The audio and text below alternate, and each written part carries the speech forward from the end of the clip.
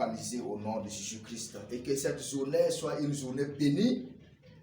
Et que Dieu bénisse vos familles, qu'il vous bénisse et qu'il bénisse tout ce que vous êtes en train d'entreprendre pour avancer dans la grâce et dans la gloire de Dieu. La Bible dit que c'est avec Dieu que nous allons faire des exploits. C'est avec Dieu que nous serons transformés. C'est avec Dieu que nous irons de gloire en gloire.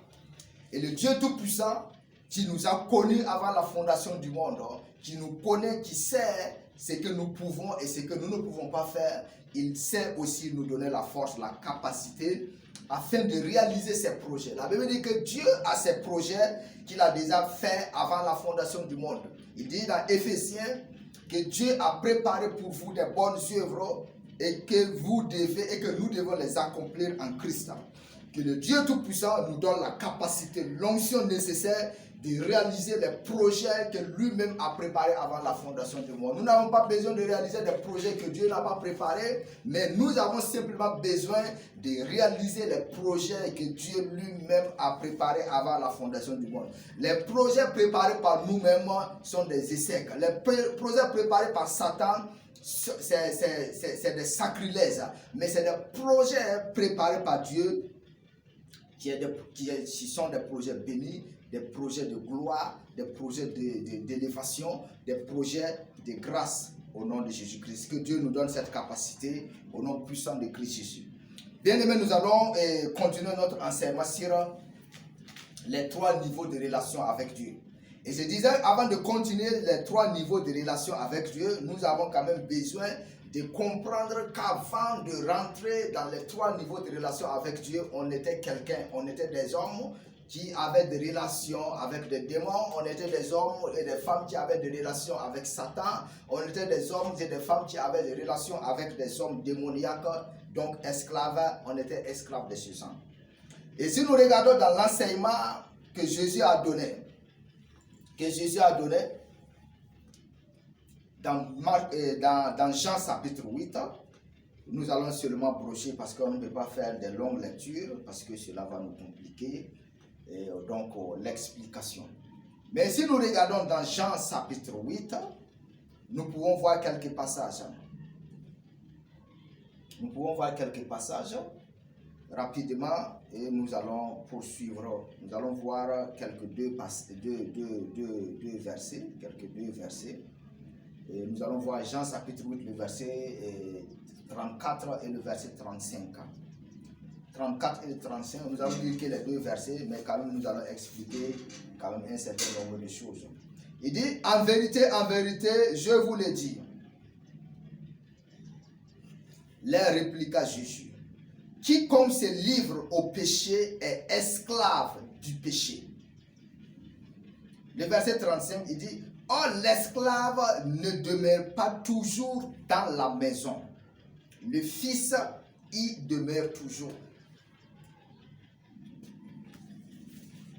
Celui, il dit en vérité, quand Jésus dit en vérité et en vérité, je vous dis, c'est une réalité absolue, c'est une réalité spirituelle.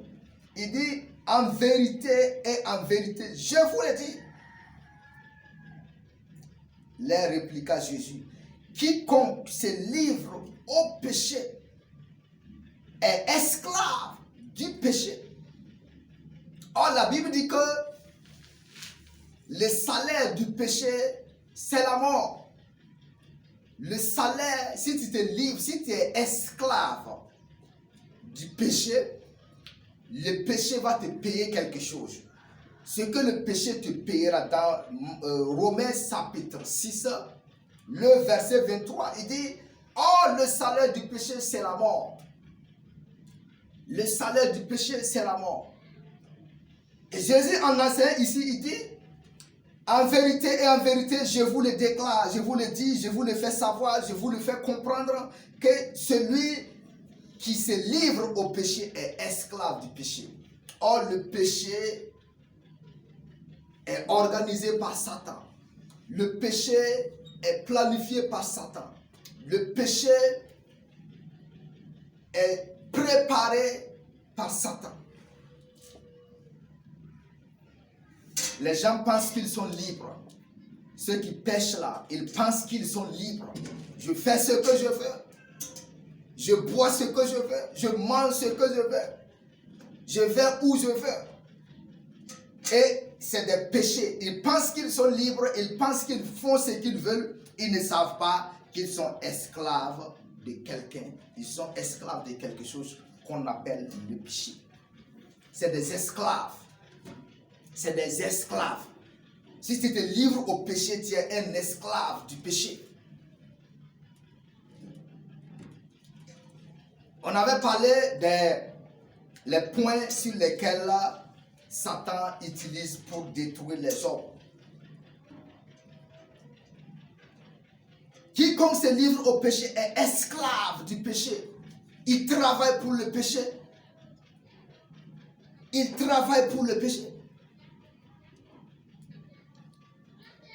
Il dit, or, l'esclave ne demeure pas toujours dans la maison.